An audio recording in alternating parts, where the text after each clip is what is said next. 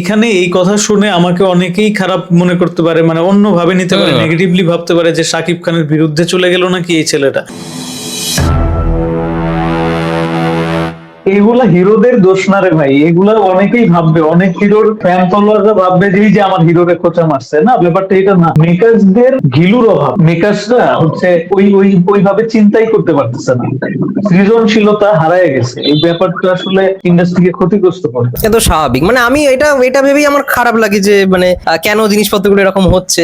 Even মানে পুরোনো দিনের ড্রামাগুলো দেখলে এখনো চোখ থেকে জল বেরিয়ে, যেমন ওই যে তাসান খান আর তিশার একটা নাটক রয়েছে মিজানুর রহমান আরিয়ানের ডিরেকশনে, ওটার নাম হচ্ছে অ্যাংরি বার্ড।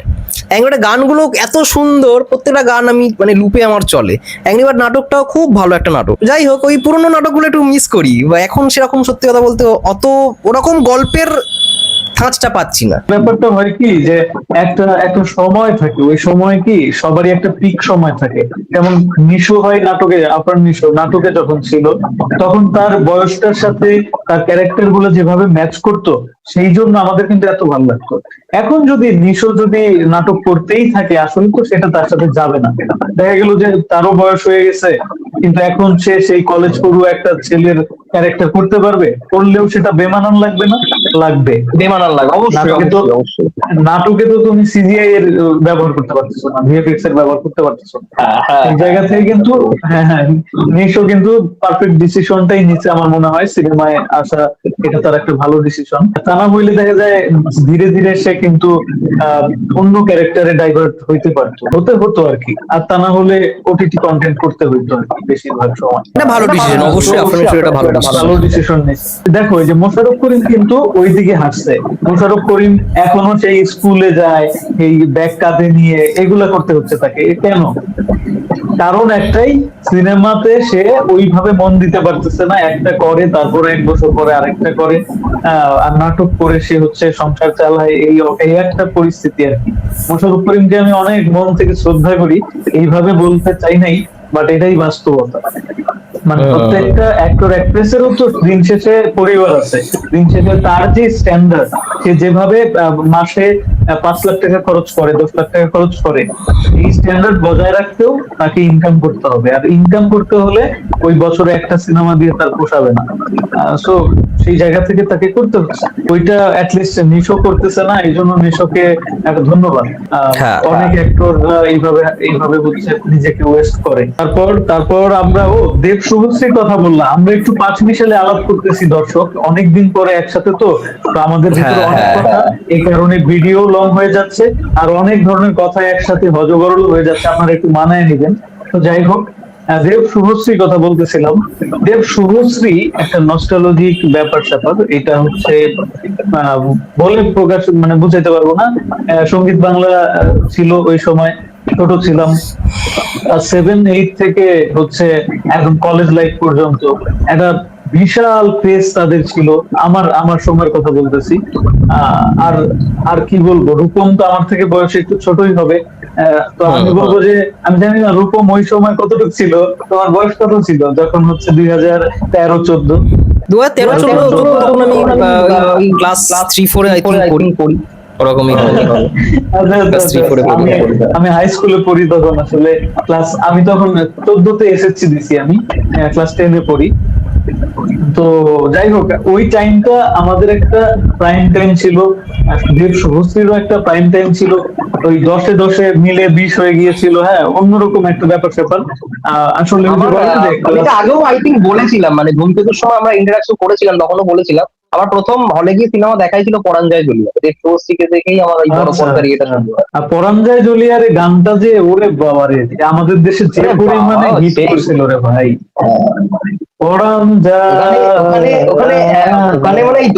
মানে দুটো তিনটে দেব একসঙ্গে বেরিয়ে যাচ্ছে ওই সিনেমা। আমার ওই দিনটা মনে রয়েছে, আমি যখন দেখতে গেছিলাম বাবা মায়ের সঙ্গে।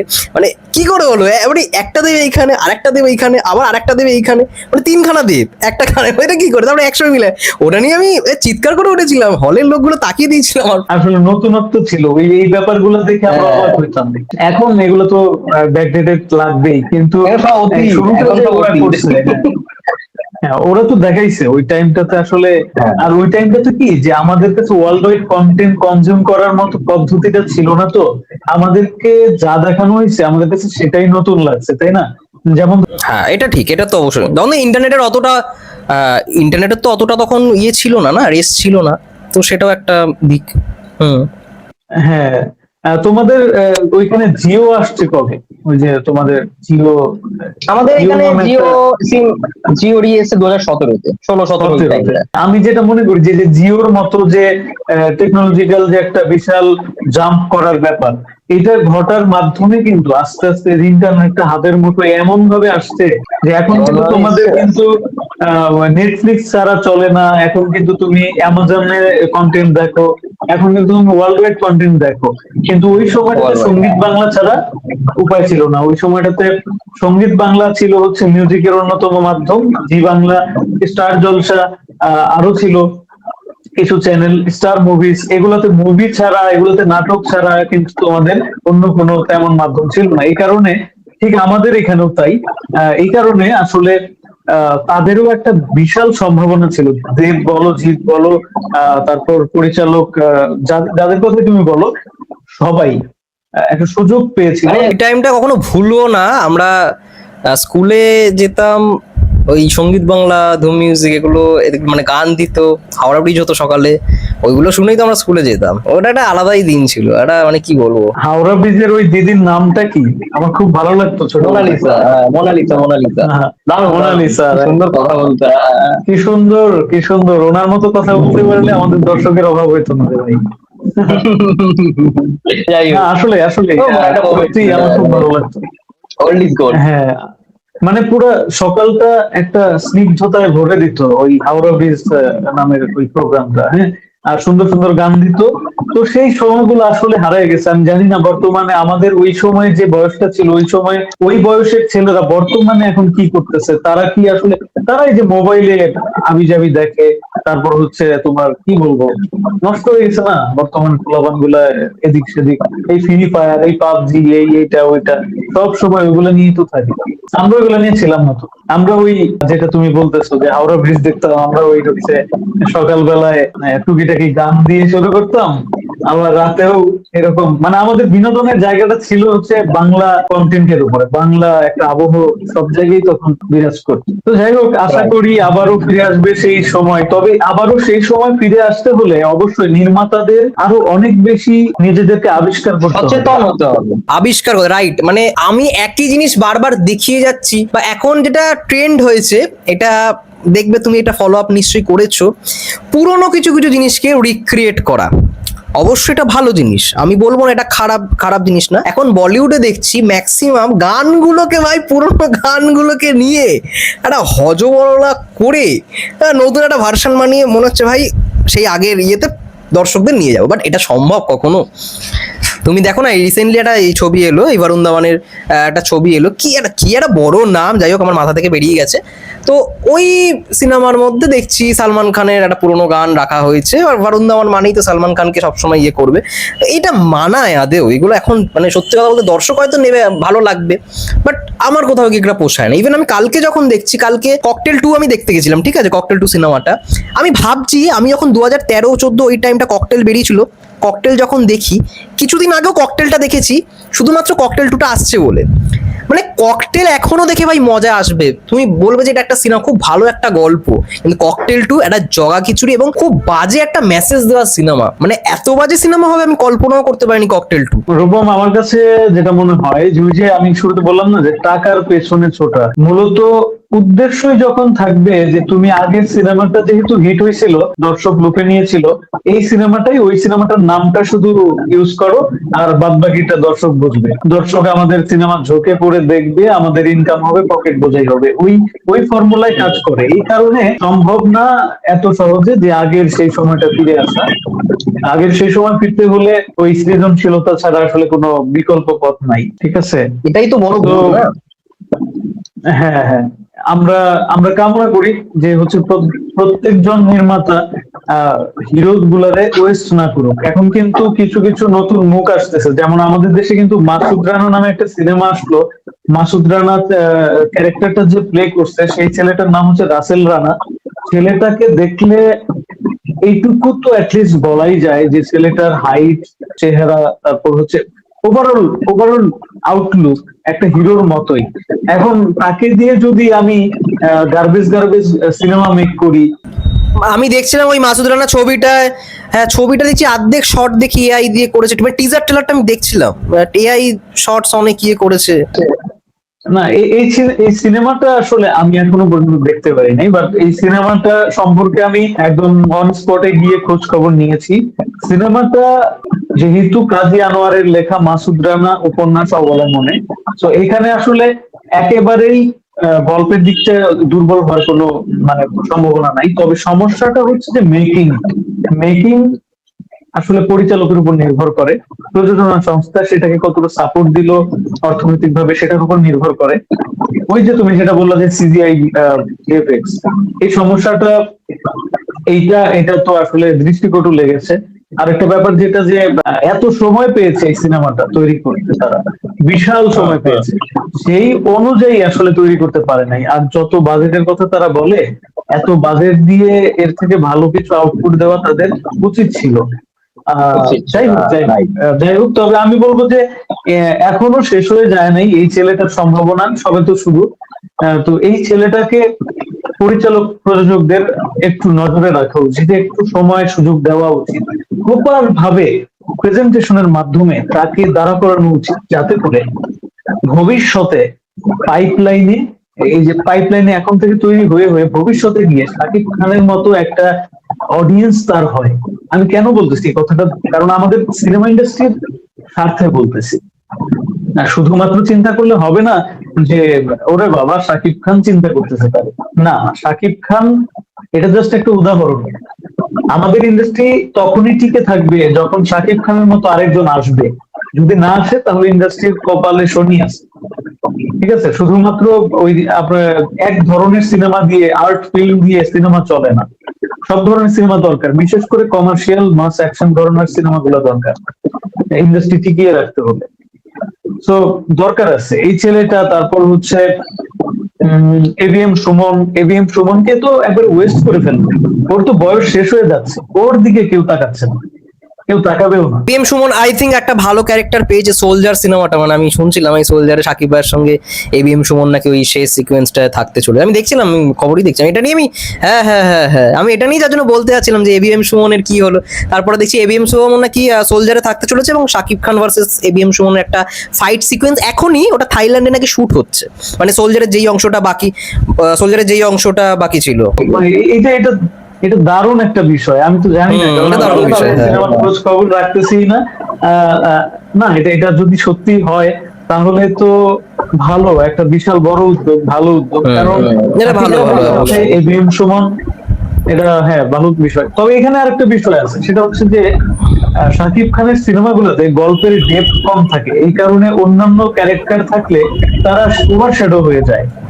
এই ব্যাপারটা আমার কাছে ভালো লাগে না, শাকিব কেন্দ্রিক হয়ে যায় সম্পূর্ণ সিনেমা। যদিও এর পেছনে আরেকটা কারণ আছে, শাকিব খান এমন একজন অভিনেতা বা ক্যারিসমেটিক ব্যাপার স্যাপার তার মধ্যে আছে, অন্য কোনো অ্যাক্ট্রেস অ্যাক্টর সেখানে ফিকে হয়ে যায় অটোমেটিক্যালি। তুমি দেখো, যত বড় অ্যাক্টর, যত বড় অ্যাক্ট্রেস নিয়ে শাকিব খান কাজ করুক, হ্যাঁ যেটা নিয়ে বলছিলে তুমি ওই এবিএম সুমন ভার্সেস শাকিব খান, ওই মানে শাকিব খান পর্দায় থাকলে অ্যাকচুয়ালি মানে শাকিব খানই দেখবে মানে ফোকাসে চলে আসে, অটোমেটিক্যালি চলে আসে। ঠিক কথা, সেটাই বলতেছিলাম যে শাকিব খান সব আলো কেড়ে নেয়। আর এই ক্ষেত্রে আমার কাছে মনে হয় যে যারা স্ক্রিপ্ট রাইটার এবং যারা নির্মাতা মহলের একটু ভালোভাবে গুরুত্ব দেওয়া উচিত ওই সেকেন্ড যে ক্যারেক্টারটা থাকে। হ্যাঁ, যেমনটা আমরা আগে দেখতাম যে মান্নার সিনেমায় শাকিব খান কাজ করতেন, তারপর হচ্ছে রিয়াজের পাশাপাশি শাকিব খান থাকতেন।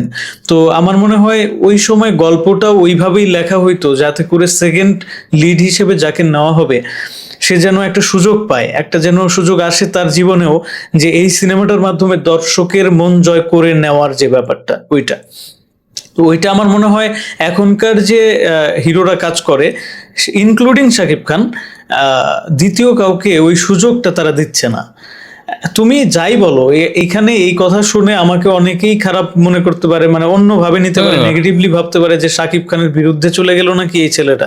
না, আমি সেটা যাচ্ছি না। আমি যেটা বলতে চাচ্ছি, বোঝাতে চাচ্ছি যে যেটা বাস্তব কথা, শাকিব খান আজকে শাকিব খান হইতে পারতো না যদি না সে ওই ব্যাকআপটুকু পাইতো। এটা বিশাল বড় ব্যাকআপ। অনেকে বলতে পারে ভাই সাকিবরে তো ওই টাইমে অনেক স্ট্রাগল করতে হয়েছে। অবশ্যই করতে হবে, এখনো করতে হবে। একটা নতুন ছেলে গেলে তাকে করতে হচ্ছে স্ট্রাগল। সে যদি না নিজের পকেট থেকে প্রডিউস করে তাহলে তাকে স্ট্রাগল করেই আসতে হবে। এটা আগেও যা ছিল এখন তার থেকে আরো বেশি কঠিন। কিন্তু কিন্তু কিন্তু যে সমস্যাটা, এখন প্রডিউস করে আসলে আমি তাদের কথা বাদ দিতেছি, যারা অনন্ত জলিল টাইপ আসতেছে তাদের কথা আমি বলতেছি না, যারা হচ্ছে সুগার মাম্মি ড্যাডি ধরে ধরে আসতেছে আমি তাদের কথা বলতেছি না। আমি বলতেছি ওই শাকিব খানের কথা, যে শাকিব খান স্ট্রাগল করে এসেছিল। এখন আমি বলতেছি এবিএম সুমনের কথা। এবিএম সুমন কি সুগার মাম্মি ড্যাডি ধরছে? এবিএম সুমন কি গডফাদার ধরছে? ধরে নাই। ধরলে পরে তো 10টা সিনেমা এই বছর রিলিজ করে করতো তো। একজন মানুষের টাকা থাকলে কিনা সম্ভব, সেখানে সে পারতেছে না কেন? তার ওই ব্যাকআপ দেওয়ার মতো কেউ নাই, তাকে ছোট ছোট ক্যারেক্টার করে আগাতে হচ্ছে। তো সেক্ষেত্রে আমার ইন্ডাস্ট্রি আমাকে কি প্রোভাইড করতেছে? আমার ইন্ডাস্ট্রি একজন এভিএম সুমনকে কি প্রোভাইড করতেছে? কি সুযোগটা দিচ্ছে? ঘোড়ার ডিম সুযোগ দিচ্ছে। অনেকেই বলতে পারে যে কেন এবিএম সুমনরে দিয়ে তো 2-1টা সিনেমা করাইলো, তারপরে যে এই সুযোগ পাইতেছে, ওই সুযোগ, এই যে সোলজারের সুযোগ পাবে। এন্ড আমার কথা হচ্ছে যে ওই প্রপার সুযোগ তো দিতে হবে। সুযোগ নামে মাত্র সুযোগ আসলে তো চলবে না।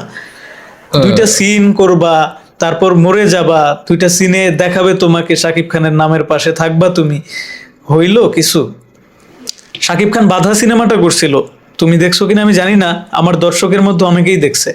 বাধা সিনেমাতে শাকিব খানের অভিনয় ভালো ছিল, এটাও যেরকম সত্য, তার চরিত্রটাই ওইভাবে লেখা ছিল, এটাও সত্য। রিয়াজকে ওভারশ্যাডো করার ক্ষেত্রে শাকিব খানের যতটা ভূমিকা আছে বাধা সিনেমায়, ওই যে স্ক্রিপ্টটা যে রাইট করছিল তারও ভূমিকা আছে। ওই চরিত্রটাকে শাকিব খানের ওই স্যাক্রিফাইসিং ক্যারেক্টারের রূপ দেওয়ার ক্ষেত্রে। কিন্তু বর্তমানে কি তুমি একটা সিনেমা দেখছো যে হচ্ছে ওইরকম ত্রিভুজ আকৃতির প্রেম হচ্ছে, ত্রিভুজ প্রেমের গল্প বা রোমান্টিক একটা সিনেমা শাকিব খান করতেছে, সেখানে আরেকটা হিরো সুযোগ পাচ্ছে যে হচ্ছে ওইরকম কোনো একটা ক্যারেক্টারে, যেরকম ক্যারেক্টার শাকিব খান করতো একটা সময়? পাবা না। এখন চলতেছে হচ্ছে সার্কাস, এখন চলতেছে হচ্ছে কি যে চলতেছে, ইন্ডাস্ট্রিকে মেরে ফেলার ষড়যন্ত্র চলতেছে, বুঝতে পারছো? যাতে ভবিষ্যতে আর কোনো মুখ না দাঁড়াইতে পারে, আর কোনো মুখ যেন হচ্ছে হল কাঁপাইতে না পারে। ঠিক আছে, এটা তো হওয়াটা উচিত। বলো আজকে ধরো আমাদের ইন্ডাস্ট্রির যদি কথা বলি, নতুন একটাও মুখ উঠে আসছে না। সবাই তো যে নতুন মুখকে দেখতে এখন কিন্তু অনেকেই আমার দিকে তীর ছুড়বে, আঙুল তুলবে যে এই শাকিব খানের কি একা দায়িত্ব? আমি কিন্তু শাকিব খানের দায়িত্ব ফায়িত্বর কথা বলতেছি না, আমি বলতেছি হচ্ছে একদম পরিচালকদের দায়িত্ব। শাকিব খানের কেন দায়িত্ব হতে যাবে? সে একজন অ্যাক্টর, সে কোন সিনেমায় কাজ করবে কোন সিনেমায় করবে না সেটা তার একান্ত ব্যক্তিগত ব্যাপার। এবার পরিচালকরাও ভাবছে, নির্মাতারাও ভাবছে যে আমি নতুন ছেলে মেয়েকে ইন্ট্রোডিউস করবো, আমার লগ্নি কি, মানে আমার কতটা রিটার্ন আসবে, সে এবার প্রডিউসার মাইন্ডে খেলবে। তুমি চিন্তা করো, এইভাবে যদি প্রত্যেকটা পরিচালক ভাবে তাহলে পরিচালকদের ভবিষ্যৎ তো কানা হয়ে যাইতেছে। এখন যে টপ লিস্টে আছে তাকে নিয়ে কাজ করবা বইলে তার পাশাপাশি আর কাউরে দাঁড়া করাইতে পারবা না বা করবা না। একজন নতুন আর্টিস্ট কিভাবে ইন্ডাস্ট্রিতে পরিচিত হয়? পরিচিতদের সাথে কাজ করে। তুমি চিন্তা করো, একজন শাকিব খানের একটা সময় মান্নার সাথে অভিনয় করা হয়েছে, রাজ্জাকদের সাথে অভিনয় করা হয়েছে বলেই শাকিব খান সেই আমলের দর্শকের কাছেও পরিচিত, এই আমলের দর্শকের কাছেও পরিচিত। এখন আমার দেশের নতুন হিরো যারা আসতেছে তারা তো ভাই শাকিব খানরে পাইতেছে না, ওইভাবে পাইতেছে না। শাকিব খানরে পাইতেছে কারা? নায়িকারা পাইতেছে, তাও এদেশের নায়িকারা পাইতেছে না। বেশিরভাগই কলকাতা, বেশিরভাগই তোমার অন্য জায়গা থেকে নায়িকা আইসা কাজ করতেছে। তো আমার দেশের নায়িকা দাঁড়াইতেছে না, তো এই কারণে তো শাকিব খানের সাথেই যে করতে হবে এটা না। নিশো আছে, তারপরে আরিফিন শুভ আছে, ওদেরকে কাজে কেন লাগাইতেছে না? কমার্শিয়াল সিনেমায় তারা কেন নাই? এর দায়ভার কার? নির্মাতারা যতদিন না পর্যন্ত এগুলো বুঝবে, প্রযোজকরা যতদিন না পর্যন্ত নতুন মুখদের গুরুত্ব দিবে। দেখো শাকিব খান কিন্তু তার কেরিয়ার উন্নত করার জন্য ঠিকই নতুনদের গুরুত্ব দিচ্ছে, কিন্তু নির্মাতারা ওইভাবে কমার্শিয়াল সিনেমার ক্ষেত্রে নতুনদের গুরুত্ব দিচ্ছে না। সমস্যাটা তো এখানেই। রাইট। যাই হোক দেখা যাক কি হয়, ইন্ডাস্ট্রি কি হয় সামনে। হ্যাঁ, বাট তাও আমি বলবো, তাও আমি বলবো যে বাংলাদেশ ইন্ডাস্ট্রি যেরকম ভাবে এগোচ্ছে খুব ভালো, আগের থেকে তো অনেক দিক থেকেই তারা উন্নত হয়েছে, এটা তো নির্দ্বিধায় বলতেই হবে। বাট ওই যে যেটা তুমি বললে যে সব তো আর ওই গ্র্যান্ডারে হবে না, সব তো গ্র্যান্ডার, একটা স্টোরিও তো থাকতে হবে। রূপম উন্নত হচ্ছে, সেটা হচ্ছে শুধুমাত্র টেকনিক্যাল কারণে। দেখো আগে সাদা কালো টিভি ছিল একটা সময়, তখন ওইটা সম্ভব ছিল না, মন চাইলেই তুমি রঙিন করতে পারতা না, বা মন চাইলেই তুমি ওয়ার্ল্ড ওয়াইড দর্শক পাইতা না। কিন্তু এখন ইন্টারনেটের বদৌলতে আর প্রযুক্তির অভাবনীয় উৎকর্ষে, মানে অভাবনীয় একটা প্রসারের কারণে আমরা কিন্তু খুব সহজেই ওয়ার্ল্ড ওয়াইড কন্টেন্ট আমরা প্রোভাইড করতে পারতেছি। আমাদের দর্শক মানে বিশাল আকার একটা দর্শক আমরা পাচ্ছি, সেই অনুযায়ী আমরা লগ্নিও করতে পারতেছি, সেই অনুযায়ী আমাদের হল সংখ্যা কম থাকা সত্ত্বেও ভালো সিনেমা তৈরি করা সম্ভব হচ্ছে। কিন্তু আমরা শুধু ওই দিক দিয়ে অটোমেটিক্যালি ওই প্রযুক্তির উদ্ভাবনের কারণে বেনিফিট পাচ্ছি, আমাদের মূল উন্নতি হয় নাই, আমাদের অবনতিই হয়েছে। আমাদের যদি মূল উন্নতি হইতো তাহলে আমাদের কন্টেন্টের উন্নতি হইতো, আমাদের চিন্তা শক্তির উন্নতি হইতো, আমাদের যে পুরা ইন্ডাস্ট্রি সেটা স্বর্ণযুগেই থাকতো। আমরা বলতাম না যে পিতলের। কথাটা ভুল বলনি, হ্যাঁ কথাটা ভুল বলনি। যাই হোক, হোপ ফর দ্য বেস্ট। যাই হোক, আমরা আশাবাদী হইতেই পারি। কিছু কিছু সিনেমা আসতেছে, কিছু কিছু পরিচালক প্রযোজক আসতেছে যারা ভালো কাজ করতেছে। ওই যে বনলতা এক্সপ্রেস তার মধ্যে একটা, তারপর শাকিব খানেরও যদি বলি যে রাফির সাথে যে কাজগুলা করছে, তুফান বলি, তাণ্ডব বলি, এগুলা যে প্যাটার্নের কাজ, সেই জায়গা থেকে এগুলা যথেষ্ট ভালো। শাকিব খান নিজের জায়গায় 110% ভালো, তার কোনো কমতি আমি দেখি না। তো আশা করি মানে ভেরিয়েশন থাকবে তার সামনের কাজগুলাতে। ওই যে যেটা বললাম যে এবিএম সুমনকে না, এবিএম সুমনের মতো আরো যারা আছে নতুন যারাই আসতেছে তাদেরকে নিয়েই শাকিব খান কাজ করবে, এবং সেখানেও ডেপথ থাকবে, তাদেরও কাজ করার সুযোগ থাকবে। একটা দুইটা ডায়লগ থাকবে এরকম না, পুরোপুরি একটা ক্যারেক্টার থাকবে, যে ক্যারেক্টারটা দর্শক মনে রাখবে শাকিব খানের পাশাপাশি। তাহলে হবে কি যে ভবিষ্যৎকে রক্ষা করার যে ব্যাপারটা শাকিব খানের মাধ্যমে হবে, এবং ভবিষ্যতে মানুষ বলবে যে একজন মেগাস্টার ছিল যার হাত ধরে এই বাংলা সিনেমায় এমন এমন সব তারকা তৈরি হয়েছে। আর যদি সেটা না হয় তাহলে আজকে যেরকম আমরা বলতে পারতেছি যে মান্নার পাশাপাশি শাকিব খান কাজ করেছে, রাজ্জাক ছিল বলে শাকিব খান আজ গর্ব করে বলতে পারে একজন রাজ্জাক সাহেব আমার গাইড করেছে, সেরকম কিছু কিন্তু শাকিব খান প্রোভাইড করতে পারবে না, শেষ পর্যন্ত সেটা আমরা পাবো না। তো সেই জায়গাটা হতাশার জায়গা না হোক, এই কামনা আমি করি আর কি। যাই হোক, আমরা এখানেই আজকে হয়তো সমাপ্তি করছি আমাদের পডকাস্টটা। খুব লম্বা একটা পডকাস্ট হলো, দারুণ আলোচনা হলো, অনেকদিন পর আমরা একসঙ্গে আলোচনা করলাম, এবং এটাই ভালো লাগে যে যখন বাংলা ছবিগুলোকে নিয়ে আলোচনা করি অনেক নেগেটিভ দিকে উঠে আসে, পজিটিভ দিকে উঠে আসে। এই আলোচনাটা করতে আমার পার্সোনালি খুব ভালো লাগে, যার জন্যই আর কি এই চ্যানেল আমাদের খোলা, এই পডকাস্ট চ্যানেল আমাদের শুরু করা। আমরা আবার আগের মতো আই থিঙ্ক কন্টিনিউ করতে পারবো, প্রতি সপ্তাহে আমরা চেষ্টা করবো একটা টাইম নির্দিষ্ট বার করে, যেহেতু আমাদের এডিটটাও করতে হয়, রিফাত ভাইয়া এডিটটাও করে, একটু তো টাইম নিয়ে সমস্ত কিছু করতে হয়, তো চেষ্টা করবো আমরা কি প্রতি সপ্তাহে একটা করে পডকাস্ট রিলিজ দেওয়ার। অবশ্যই চেষ্টা করব। আর পরবর্তীকালে আরো ছবি তো আসছেই, বাংলা ছবি আসছে। হ্যাঁ, আজকে ক্যামেরার টেকনিক্যাল প্রবলেমের কারণে হয়তোবা এই মুহূর্তে আপনারা ভিডিওটা দেখতেছেন, যে আমার যে ফুটেজটা দেখতেছেন সেটা মোবাইলের ফুটেজটা হয়তো একটু সমস্যা লাগতেছে, এই জন্য ক্ষমা প্রার্থী। এমন এক ঘটনা ঘটছে, আমরা শুট করছি ঠিকই সম্পূর্ণটা, বাট মাঝখানে গিয়ে আমার ক্যামেরার ব্যাটারি শেষ হয়ে যায়, সেটার জন্য আমাদের এই হ্যাসেলটা পোহাইতে হয়। তো যাই হোক, খুব ভালো লাগলো আজকের এই পডকাস্ট, রূপমের সাথে দীর্ঘদিন পর এত বড় একটা আড্ডা। আপনাদের সাথেও দেখা হয়ে ভালো লাগলো, আবার দেখা হবে খুব শীঘ্রই, এই আশা রেখে আমি এখানেই বিদায় নিচ্ছি। রূপম, তুমি একদম ঠিক আছে, সবাইকে বিদায়, সবাই ভালো থাকবেন, সুস্থ থাকবেন এবং টেক কেয়ার। ধন্যবাদ, আবার দেখা হবে।